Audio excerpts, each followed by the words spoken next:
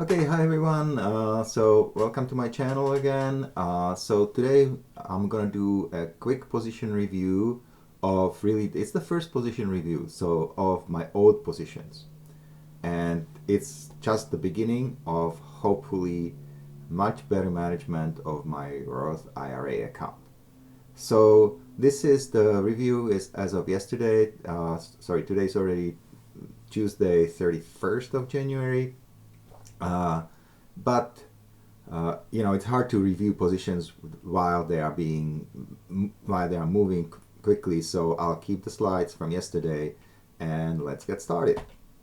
So, okay, so when you look at your positions, really, so my positions, I haven't touched them for almost 3 years.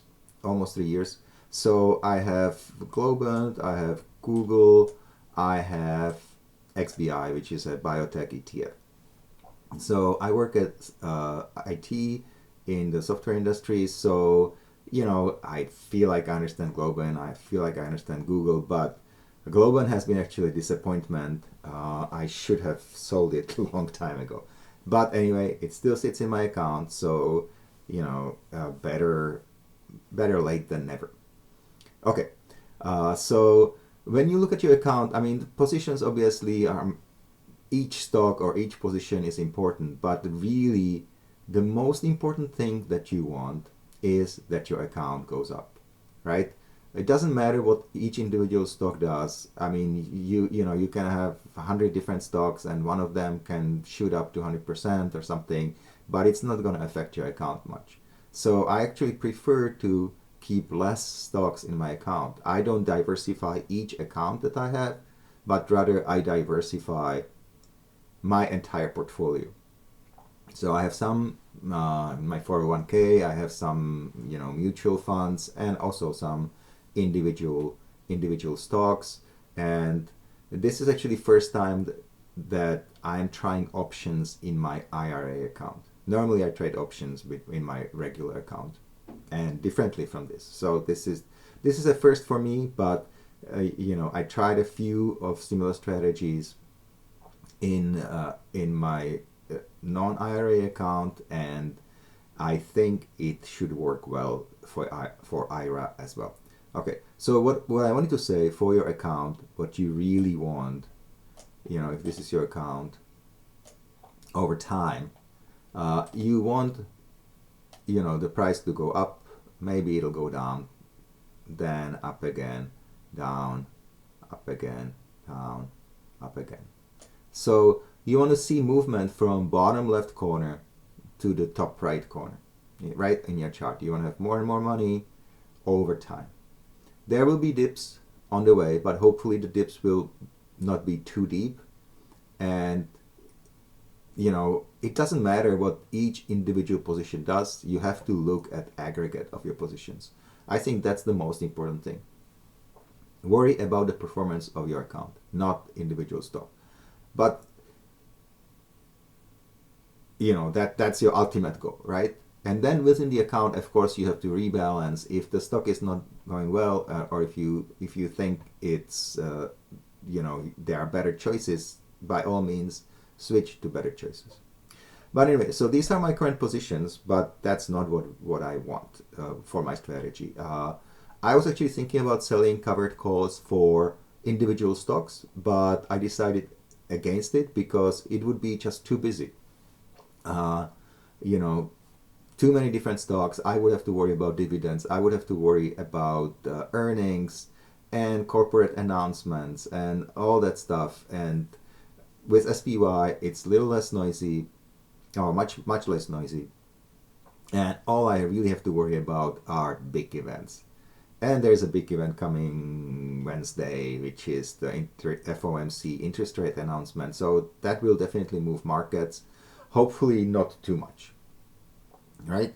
I mean, we all want the markets to go up, but for the strategy that I'm going to talk about, we want the markets to go up in orderly fashion, not huge things. Okay, so I want to measure my performance starting from the beginning of the year, just because it's easier to account for everything, like, year to date profits and stuff like that. So at the beginning of the year, the value of the account was 45,000.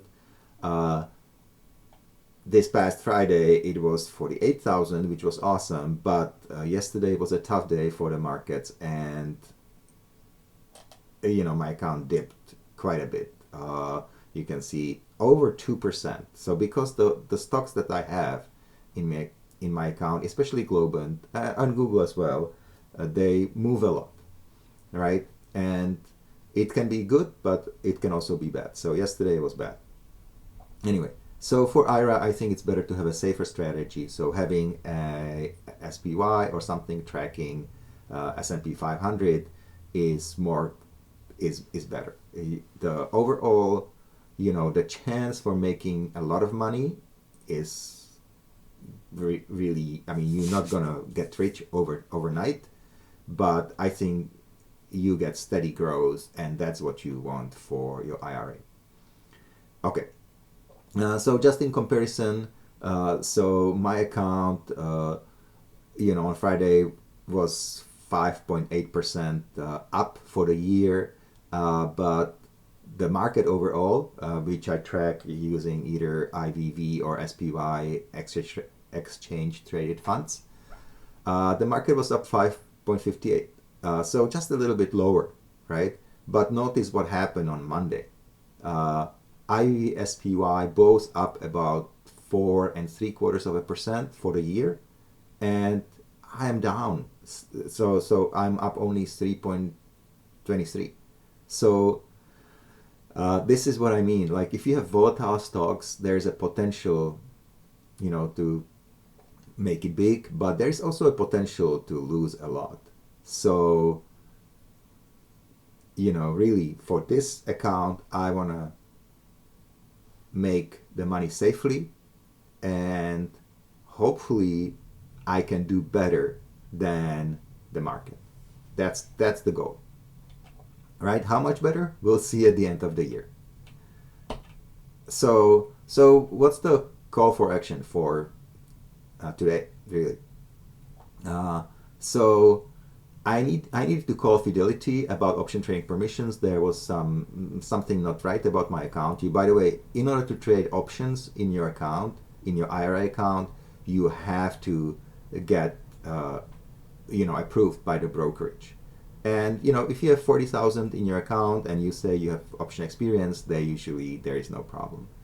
And so I have tier 2 option trading, I think, so I can do spreads, and I can sell calls and things like that. But for this, the only thing we're gonna do is sell covered calls, which is really the basic.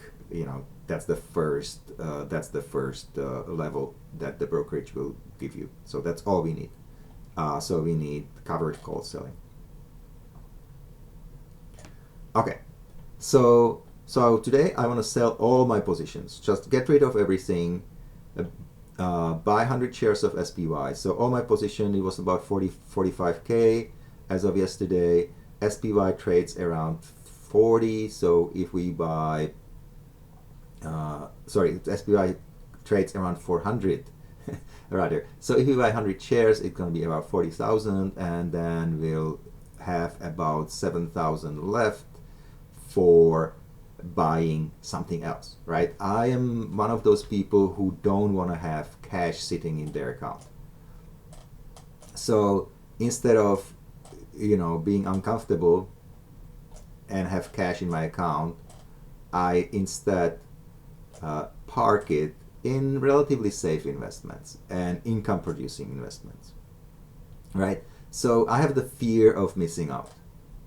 I think quite a few traders have it, and how I deal with it, I actually don't keep cash in my accounts really, but I try to buy something safer, right? Nothing is safe, but so these two rates, the real estate investment trust, Starwood and Rhythm, they focus on commercial real estate, originating of mortgage loans, things like that.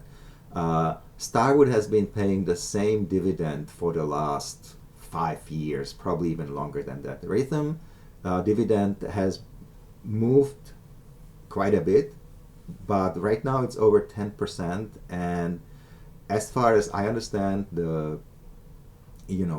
earning calls and details about their business, they are doing quite well. Their cash flow is actually the last earnings, the cash flow was twice as much as the dividend. So their cash flow is good, and so with Rhythm, I'm actually hoping that they will raise the dividend. With Starwood, I'll be okay with if they keep the dividend the same. I mean, getting 9.3%, annual dividend. That's without reinvesting, by the way. Rhythm, the same thing. Over 10% annual dividend. That's really good, good income. But keep in mind, the Starwood hasn't raised their dividend, but their stock prices have been hovering between 20 and 25 for the last 3 years. Actually dipped for COVID, but anyway. So that's these two, and then the most important thing that I want to do is sell one SPY call. So the current price as of Friday was 459. So I was looking at the strike price of 410, and I'll probably adjust it a little higher since SPY is up today. So if I have the price of 410, it's gonna be about 2.5% away, and I can get like $3.50.